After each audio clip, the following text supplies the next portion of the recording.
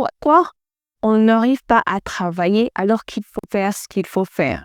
Parce que des fois, on est bloqué mentalement. Qu'est-ce qui fait que certaines personnes abandonnent alors que d'autres vont quand même continuer? J'appelle les personnes qui abandonnent des victimes et les personnes qui arrivent à continuer des vainqueurs. Et qu'est-ce qui distingue les victimes des vainqueurs? Qu'est-ce qu'on fait pour booster en nous cette envie de continuer? Si tu parviens à éliminer la tendance à l'abandon, c'est une première étape, mais ce n'est pas suffisant. Comment on fait cette fois-ci pour maintenir cette énergie à continuer? On arrive à vaincre définitivement la loi du moindre effort.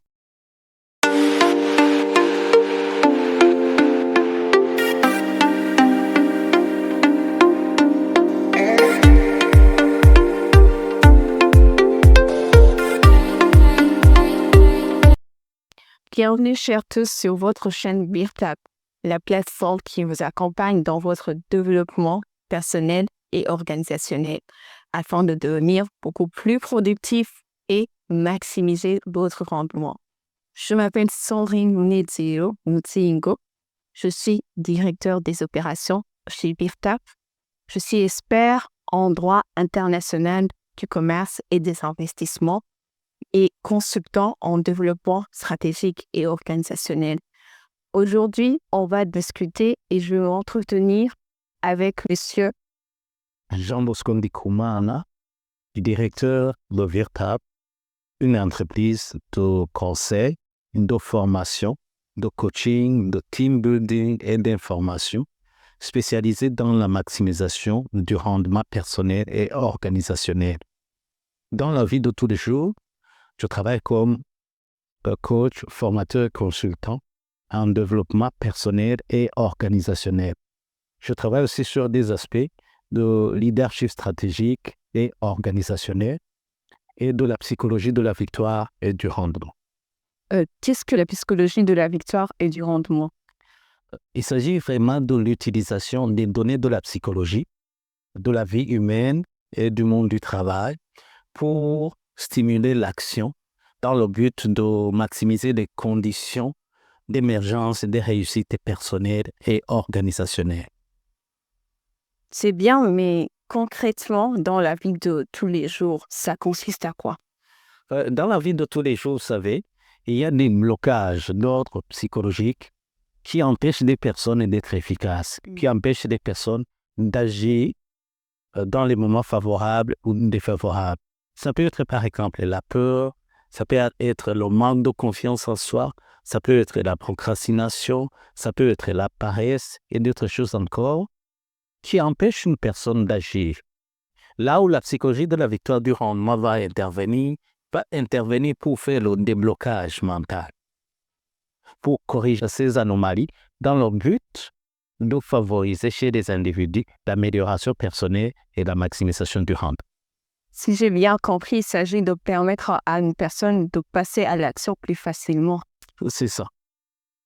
Alors, ça rejoint notre thématique du jour qui consiste à se demander comment on inverser la tendance à l'abandon et pouvoir agir aisément au quotidien. Pour vous donner en contexte à la question que je veux vous poser, parfois on se réveille le matin et on n'a pas envie de travailler. On n'a pas envie de sortir de son lit, ou bien on est au travail et on ressent soudain une envie de tout abandonner, de tout laisser tomber. Pourquoi on n'arrive pas à travailler alors qu'il faut faire ce qu'il faut faire?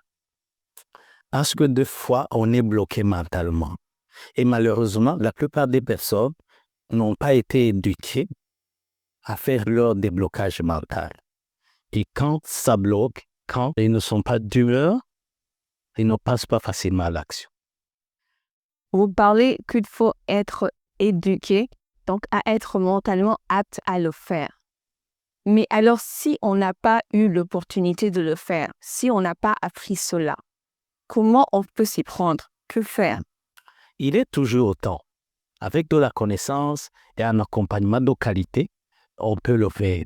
L'éducation mentale est une activité de tout instant pour tout un être humain. Alors, que faire quand on n'arrive pas à faire ce qu'on doit faire au moment où il faut le faire? C'est vraiment une question très importante, mais aussi une question très difficile, parce que c'est une question qui en appelle d'autres. Mais permettez-moi de vous raconter cette petite histoire. Je crois que peut-être elle va nous aider dans la suite de notre entretien. Un certain après-midi, dans certains jours, vers 15 heures, une connaissance en moi était à son travail, comme d'habitude. Mais elle se sentait tellement fatiguée, tellement découragée, qu'elle avait envie d'abandonner et de rentrer à la maison pour dormir. Elle se disait en elle-même, je suis fatiguée, je n'en peux plus. C'est toujours trop pour moi. Ça n'en finit jamais, j'en ai marre, je suis lassée, je veux abandonner. Mais dans cette méditation négative, elle s'est dit d'un coup, où elle s'est rappelée qu'elle avait un rendez-vous très important à 18 heures, un rendez-vous d'affaires, et qu'elle était venue normalement, ou qu'elle vient chaque jour au travail pour réaliser son rêve de devenir une personnalité de référence dans le monde des affaires. Et tout d'un coup, elle commence à se dire, ça vaut la peine de continuer. Je peux continuer. J'ai en moi les ressources intérieures pour continuer. Je veux mobiliser toutes mes ressources mentales, physiques et spirituelles pour agir. Parce que, il se disait, la réussite est à ma portée. Et curieusement, elle a continué à travailler jusqu'à 19h30. Et à cet instant, à l'heure de rentrer, elle ne voulait même pas rentrer. Qu'est-ce qui s'est passé? Pourquoi elle a pu continuer alors qu'elle n'avait pas envie?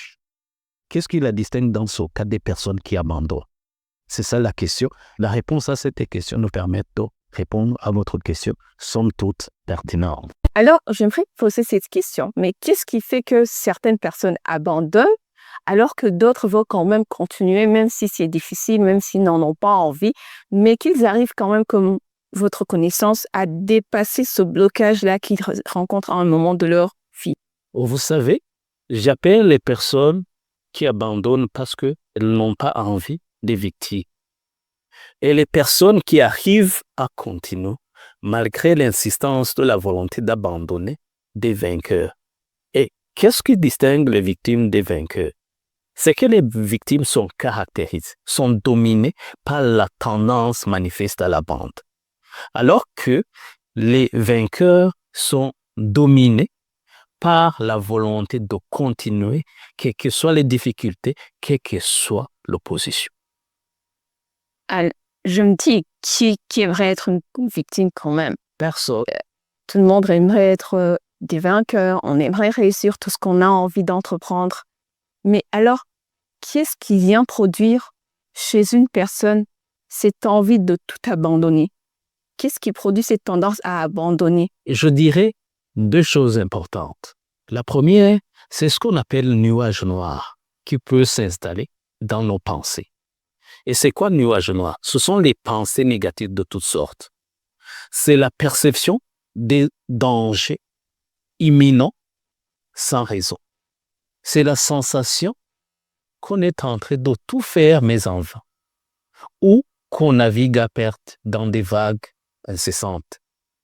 Pour le cas de ma connaissance, c'était ces pensées-ci, je n'en peux plus, j'en ai marre, je ne peux plus continuer, ça ne finit jamais, c'est toujours trop pour moi. C'était ça, son nuage noir.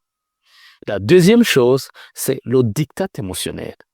Et c'est quoi le diktat émotionnel? C'est une force émotionnelle négative créée par une circonstance difficile non voulue qui pousse un individu à vouloir à tout prix abandonner. Et dans le cas de ma connaissance, c'était quoi? C'était la sensation de fatigue et de découragement qui l'a poussé à vouloir abandonner, rentrer à la maison pour dormir.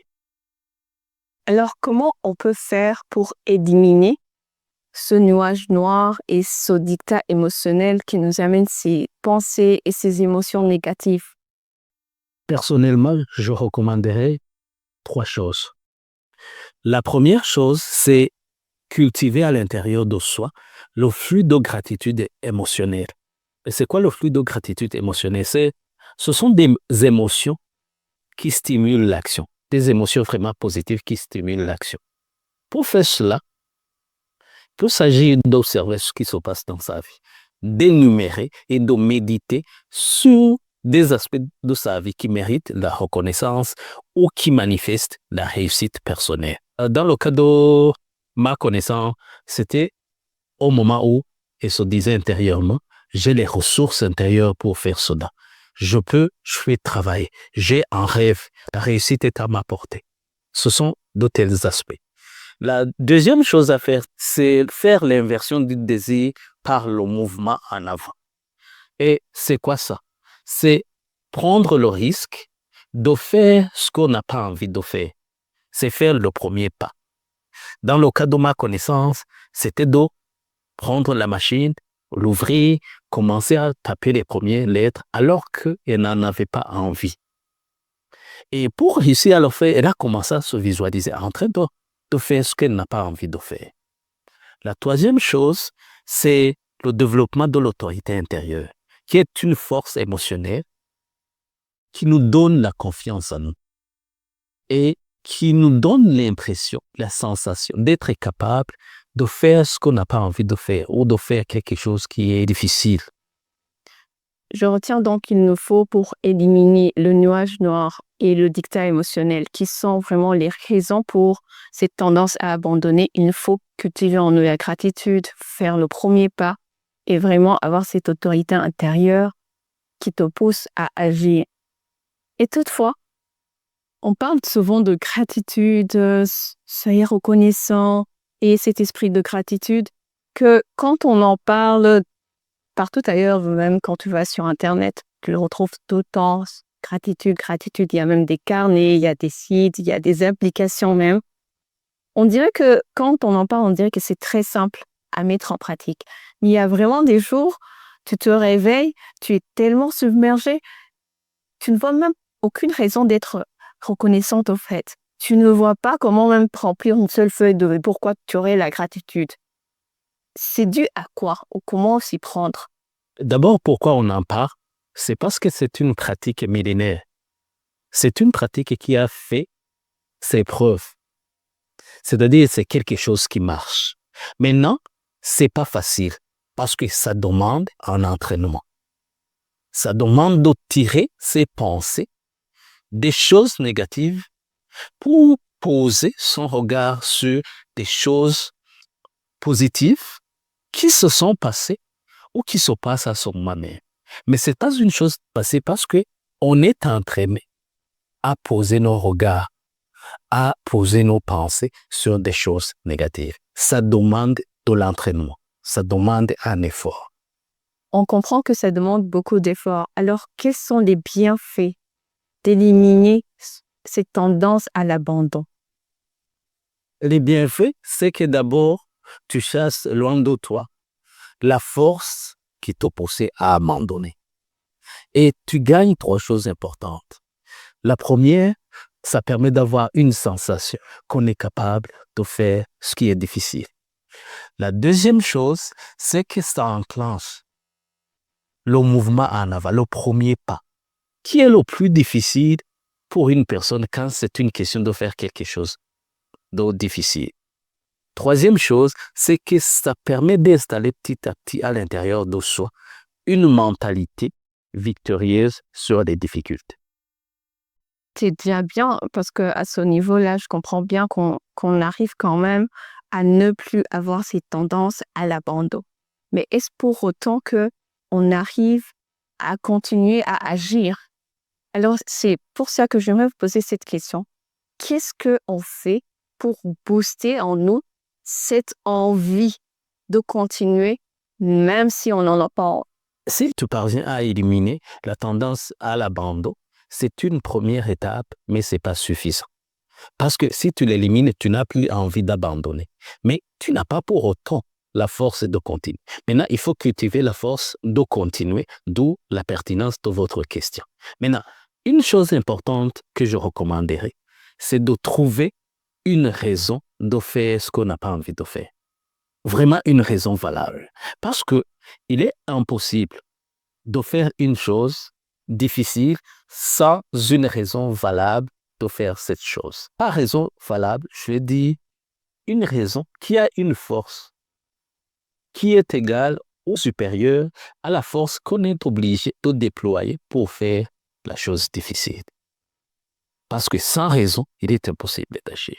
Donc, si je comprends, il faut vraiment que la volonté soit beaucoup plus forte que le travail même en soi qu'on va faire, le sacrifice qu'on va poser.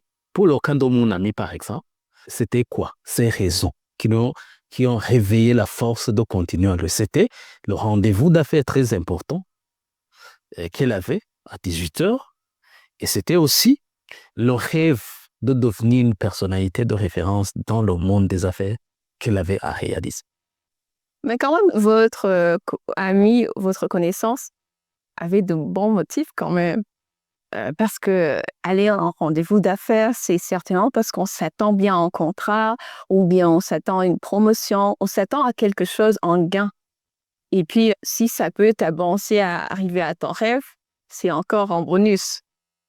Donc, ça, ce serait vraiment des raisons que même moi, si je dors, quand même, je serais un peu plus motivée à me réveiller. Parce qu'il y a l'argent en jeu. Voilà.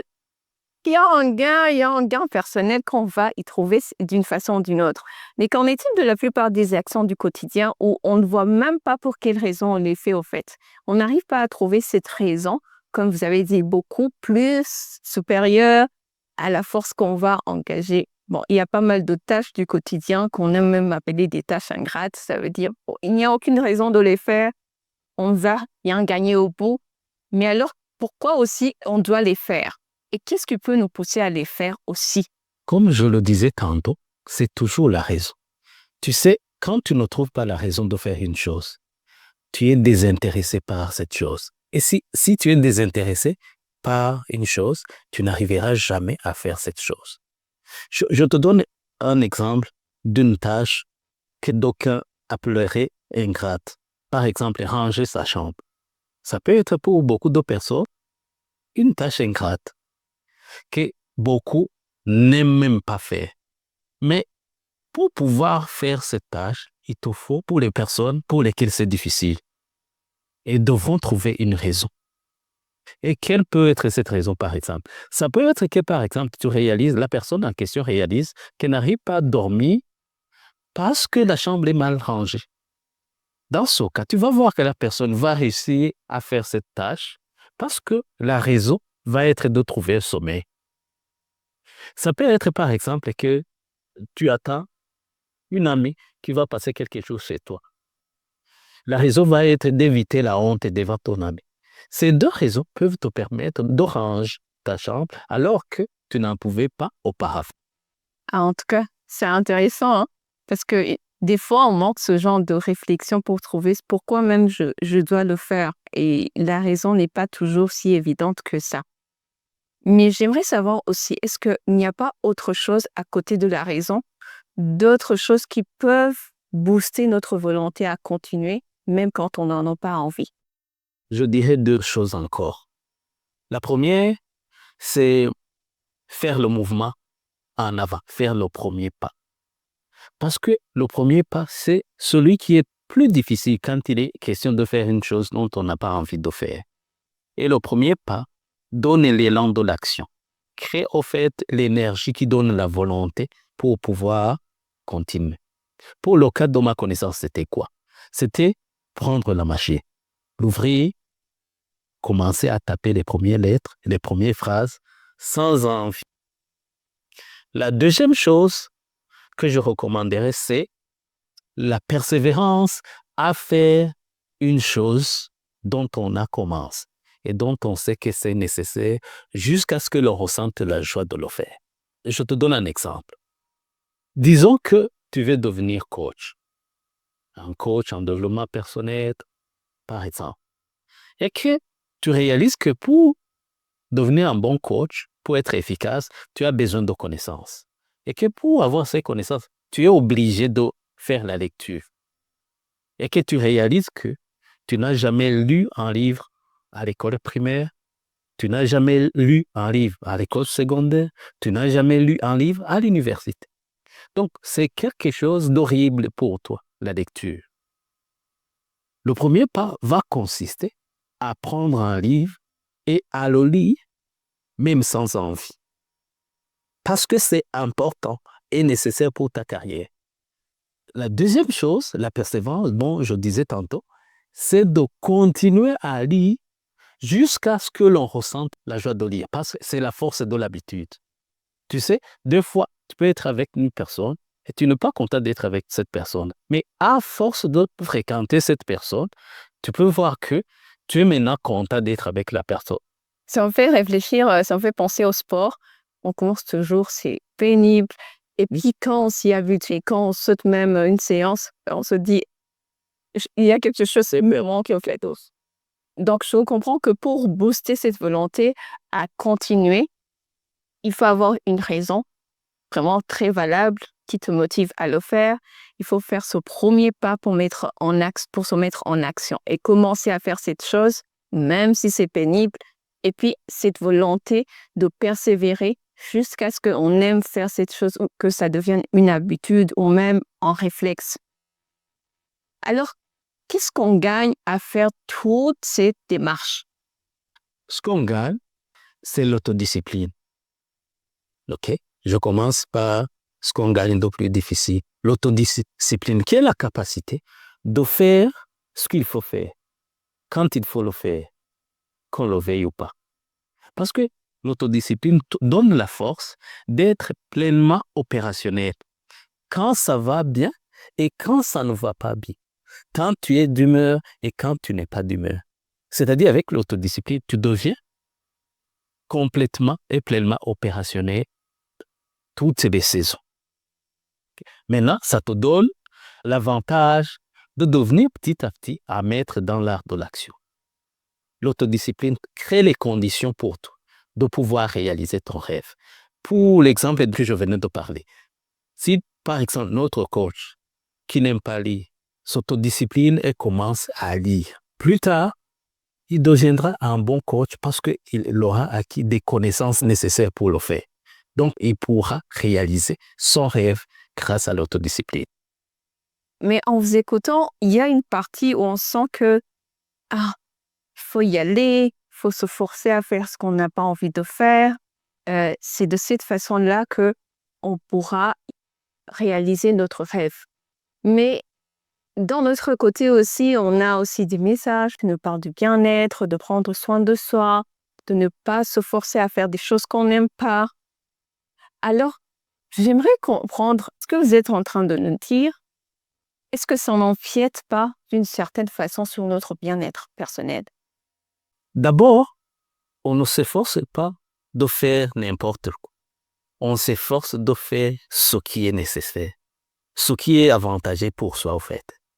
La deuxième chose, je veux te demander, tu es contente d'avoir fait des études? Oui. Quand tu as commencé l'école, à l'école maternelle ou primaire, tu fréquentais l'école à volonté. Non, au début, non. C'était la volonté des parents. Oui. Donc, on t'a forcé au fait à le faire. Ah oui?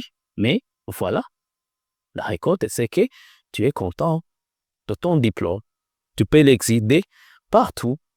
La deuxième question que je peux te poser, si jamais tu achètes des meubles neufs et que tu les conserves dans une chambre fermée, est-ce que ces meubles vont s'abîmer, oui ou non? Bien sûr. Ah oui? C'est comme cela avec le potentiel. Nous avons un potentiel à l'intérieur de nous et nous devons le développer et le manifester pour le bien de plusieurs personnes. Et c'est là d'où vient le bien-être.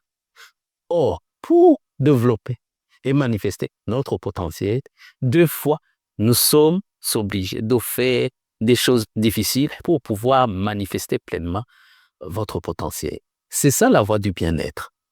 Sinon, si tu n'as pas fait d'effort pour manifester ton potentiel, tu finiras ta vie dans le regret. Tu n'atteindras pas le bien-être. Plutôt, ce que je suis en train de parler, c'est pas contradictoire au bien-être. Ça n'empiète pas le bien-être. C'est le chemin qu'il faut prendre pour atteindre pleinement le bien-être.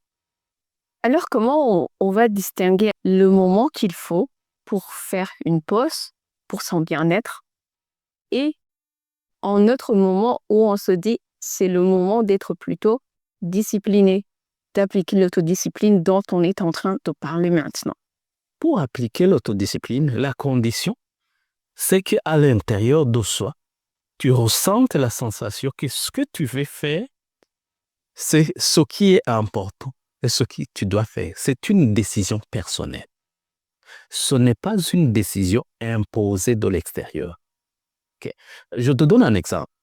Prenons que ton patron au travail a passé toute la journée à regarder Netflix et que d'un coup, il se rappelle vers 17h30 qu'il y a quelque chose d'important que vous deviez réaliser au travail, mais que vous ne l'avez pas fait et que vous disent ça c'est important. Prenez vos machines, travaillez et que vous travaillez jusqu'à 22h. Là, on ne va pas dire que vous avez fait preuve d'autodiscipline. Non, c'est quelque chose d'imposé. Mais quand tu arrives au travail, 7h30 du matin ou 8h, je ne sais pas, et que tu as un rapport que tu dois faire, un rapport important programmé pour ce jour, et que c'est le travail important que tu dois réaliser, et que tu décides de le réaliser. Là, tu as fait preuve d'autodiscipline. Je comprends bien que vraiment c'est important d'être autodiscipliné. On a vu que pour booster cette énergie de continuer, il nous faut vraiment que ce soit par 2 choix, la persévérance, faire le premier pas, et puis on gagne en autodiscipline. Mais toutefois, moi, ça m'est déjà arrivé, je l'ai déjà vu avec plusieurs personnes aussi, on y arrive pendant un moment, on est vraiment au top. On fait des choses, même quand c'est difficile, on y arrive, on se réveille, on atteint les objectifs fixés dans le temps imparti pour ça. Et puis après, en certains moments, on s'arrête. On n'arrive plus à tenir le rythme ou à rester. Alors, ma question, c'est comment on fait cette fois-ci pour maintenir cette énergie à continuer même quand c'est difficile? On arrive à vaincre définitivement la loi du moindre effort. C'est quoi la loi du moindre effort? La loi du moindre effort, c'est une constante, une habitude d'une personne de faire, premièrement, uniquement ce qui est facile, c'est-à-dire ce qui ne demande pas de sacrifice. Deuxièmement, c'est la tendance de faire uniquement ce qui est plaisant, ce qu'on a envie de faire immédiatement. Troisièmement, la tendance de faire ce qui est immédiatement gratifiant. Je fais ça, je reçois ça. C'est immédiat. Et quatrièmement, c'est la tendance de toujours faire ce qui s'écarte de ses objectifs personnels. C'est vraiment ça. Alors, comment on fait pour vaincre définitivement cette peur? On développe la constance. Et pour développer la constance, on développe une loi contraire à la loi du moindre effort. C'est la loi de l'amour de l'effort. Et pour développer cette loi dans sa vie, c'est s'entraîner. Et quand je dis s'entraîner, les sportifs savent ce que ça veut dire. Quand on fait un entraînement, 2 fois on fait des choses difficiles que tu n'auras même pas à faire pendant le match, mais qui vont t'aider à bien réaliser ton match. On s'entraîne à faire premièrement ce qui est difficile, mais nécessaire à l'accomplissement de ses objectifs personnels. Si, par exemple, lire, c'est difficile pour toi, mais que c'est nécessaire, tu dois le faire. On s'entraîne deuxièmement à faire ce qui n'est pas plaisant des fois, mais indispensable à la réalisation de sa vision. Si par exemple, faire du sport, ce n'est pas plaisant, mais que c'est nécessaire pour ta vision, tu dois arriver à faire du sport. Troisièmement, on s'entraîne à faire ce qui n'est pas immédiatement gratifiant. C'est-à-dire, si lire est important pour toi et que ça va te permettre plus tard d'accomplir efficacement ton métier, mais que ce n'est pas immédiatement gratifiant, tu dois arriver à lire. Et tu dois aussi s'entraîner à faire tout ce qui est nécessaire pour la réalisation de sa mission ou de ses objectifs personnels. C'est vraiment comme ça, par cet entraînement difficile, qu'on parvient à développer la loi de l'amour de l'effort à l'intérieur de soi. On dit qu'arriver à faire ce qui est difficile mais nécessaire, arriver à faire ce qui n'est pas plaisant mais nécessaire. Dans tout ça, ça semble être toujours des choses à faire, très difficiles. Vous avez aussi ajouté des fois qu'il faut faire même ce qui n'est pas gratifiant Immédiatement du mot. immédiatement. Mais dans tout ça, c'est quoi le bénéfice? Le bénéfice, c'est la constance. C'est la constance. Vous savez autant que moi que dans le domaine de la productivité ou de l'amélioration du rendement, la constance est une clé indispensable à l'amélioration personnelle. La constance, pour vous donner un exemple, je dis souvent ceci. Un génie inconstant fera toujours moins par rapport à une personne moyenne mais constante. Je répète, un génie inconstant fera toujours moins de choses par rapport à une personne moyenne constante. Pourquoi? Un génie, une personne moyenne. Les deux décident d'écrire un livre. Le génie se dit, je l'écris quand j'en aurai envie. Quand l'inspiration est là. Ok. Il se peut alors que durant toute une année, le génie a 50 jours où il est inspiré. C'est 365 jours. Et à la fin, qu'est-ce qui se passera à la fin de l'année? Le génie n'aura même pas de manuscrit.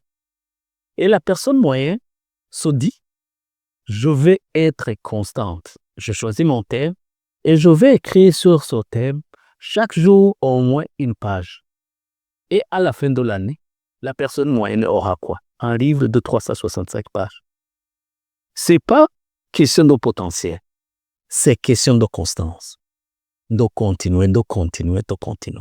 Donc, la constance nous met dans les conditions où nous sommes bien placés pour réaliser pleinement nos rêves.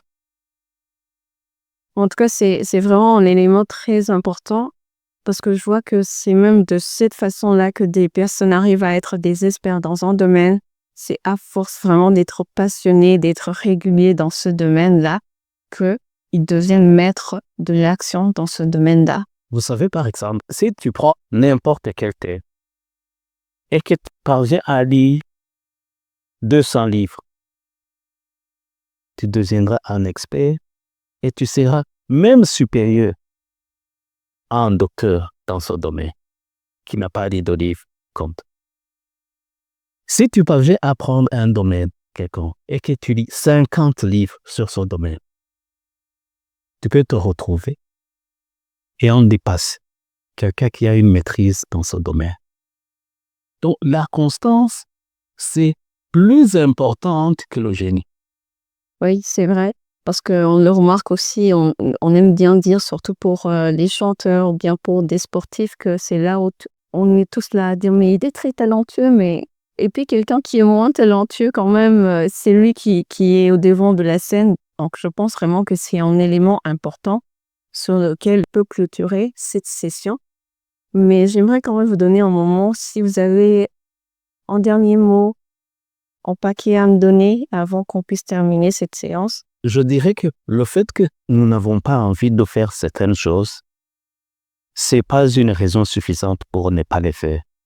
Chacun peut être éduqué mentalement à faire une chose dont il n'a pas envie de faire.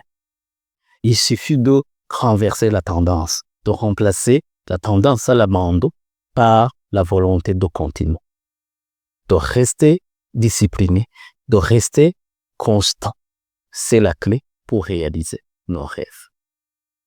Je vous remercie beaucoup pour tous ces conseils, ces astuces et même pour le défi que vous nous lancez à être constant au quotidien. Je vous remercie. J'espère aussi que ça vous a beaucoup aidé dans votre optique de développement personnel et organisationnel. que ça vous aide à devenir beaucoup plus productif et de maximiser votre rendement. En étant constant, on a appris aujourd'hui qu'on peut arriver à inverser cette tendance à l'abandon et pouvoir agir aisément au quotidien dans notre action de tous les jours. Si vous n'êtes pas encore abonné à la chaîne, je vous demande de vous abonner et de partager la vidéo à d'autres personnes que vous connaissez qui pourraient être intéressées par cette thématique, car c'est une thématique qui peut toucher n'importe qui à un moment de sa vie. La prochaine fois, restez sur Virtap. Merci.